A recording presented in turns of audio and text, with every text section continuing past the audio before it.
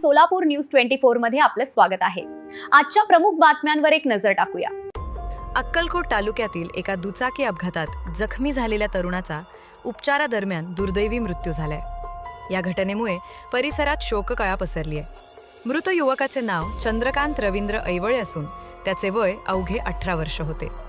16 April 2026 रोजी रात्री 9:30च्या सुमारास हा अपघात घडला। चंद्रकांत हा आपल्या मित्रासह दुचाकीवरून अक्कलकोटहून शिरवळच्या दिशेने जात असताना समोरून येणाऱ्या दुसऱ्या दुचाकीशी त्यांची जोरदार टक्कर झाली। या भीषण धडकेत चंद्रकांत गंभीर जखमी झाला। सुरुवातीला त्याला अक्कलकोटमधील स्थानिक रुग्णालयात दाखल करण्यात आले होते, मात्र प्रकृती अधिकच खालावल्यानं पुढील उपचारासाठी सोलापूर येथील रुग्णालयात हलवण्यात आले। डॉक्टरांकडून उपचार सुरू असतानाच 22 एप्रिल रोजी मध्यरात्रीच्या सुमारास त्याचा मृत्यू झाला।